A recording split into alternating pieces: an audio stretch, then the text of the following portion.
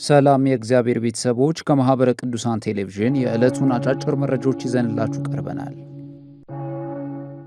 የኢትዮጵያ መጽሐፍ ቅዱስ ማኅበር በ19 ልዩ ልዩ ቋንቋዎች የታተሙ መጽሐፍትን በስጦታ አበረከተ። የኢትዮጵያ መጽሐፍ ቅዱስ ማኅበር ለወንጌል አገልግሎት የሚውሉ በርካታ መጽሐፍትን በስጦታ አበርክቷል። ማኅበሩ ያደረገው ይህ ድጋፍ በ21 አይነት የተለያዩ ርዕሰ ጉዳዮችና በ19 የሀገር ውስጥ ቋንቋዎች የተዘጋጁ መጽሐፍትን ያካተተ ስለመሆኑም ተገልጿል። በስጦታ ርክክብ ሥነ ሥርዓቱ ላይ የተገኙት የኢትዮጵያ ኦርቶዶክስ ተዋሕዶ ቤተ ክርስቲያን የስብከተ ወንጌልና ሐዋርያዊ ተልእኮ መምሪያ የበላይ ኃላፊ ሊቀ ጳጳስ ብፁዕ አቡነ ማርቆስ ማኅበሩ ላደረገው ከፍተኛ ድጋፍ ምስጋናቸውን አቅርበዋል።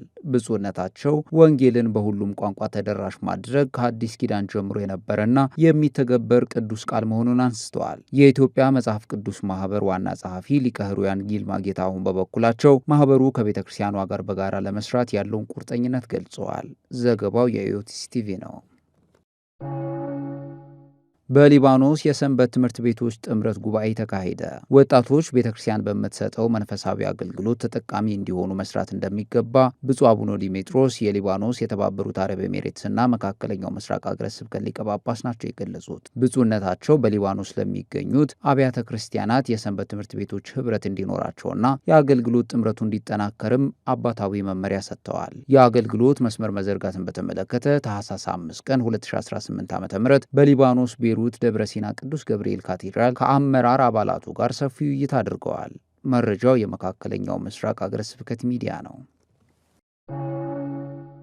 ብፁዕ አቡነ መልከ ጼዴቅ በህንድ የማላንካራ ሶሪያ ኦርቶዶክስ ቤተ ክርስቲያን ያዩትን ልምዶች አካፈሉ።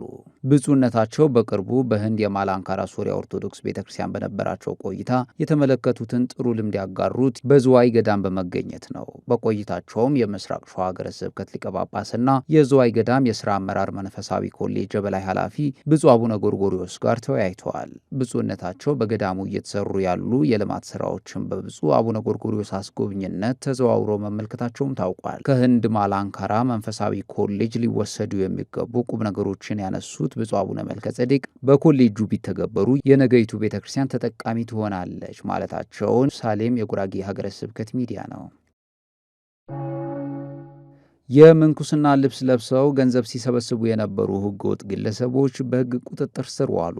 የምንኩስና ልብስ ለብሰው ገንዘብ በመሰብሰብ ሲንቀሳቀሱ የነበሩ ተጠርጣሪና ህገወጥ ግለሰቦች በህግ ቁጥጥር ስር መዋላቸውን አቡ ቀለምሲስ ሚዲያ ዘግቧል። አቶ አዲሱ ቦጋለ ገብረ ሕይወትና አቶ ኃይለ ሚካኤል አያና ተሰማ የተባሉ ግለሰቦች ምንም አይነት ስልጣነ ክህነት የሌላቸው ሲሆን በተለይም አቶ ኃይለ ሚካኤል 6 የተለያዩ የቀበሌ መታወቂያዎች ተይዘውባቸዋል። ተጠርጣሪዎቹ ታኅሳስ 4 ቀን 2018 ዓ.ም በጅሁር ከተማ ከምዕመናን ገንዘብ በመሰብሰብ ላይ እያሉ በህግ ቁጥጥር ስር መዋላቸውን የሀገረ ስብከቱ ሚዲያ ገልጿል። ለቅድመ ግቢ ጉባኤ አስተባባሪዎች የመንፈሳዊ መሪነት ስልጠና ተሰጠ። ከኪድስ ኒው ፍላወር እና ከፊት አውራሪ ላቅ አድገህ ቅድመ ግቢ ጉባኤ ለተውጣጡ 12 አስተባባሪዎች በማኅበረ ቅዱሳን አዲስ አበባ ማዕከል የመንፈሳዊ መሪነት ስልጠና ተሰጥቷል። በስልጠናው ከዓለመ መላእክት ጀምሮ እስከ ሐዋርያት እንዲሁም እስከ ቅዱስ ሲኖዶስ ስላለው መንፈሳዊ አገልግሎትና መሪነት በስፋት ተዳስሷል። በአጠቃላይ እንደ ቅድመ ግቢ ጉባኤ እንዴት ማገልገል እንዳለባቸውም ግንዛቤ ተፈጥሮላቸዋል። ሰላም እግዚአብሔር ከሁላችን ጋር ይሁን። ለዕለቱ ያዝንላችሁ መረጃዎች የእስካሁኖቹ ነበሩ።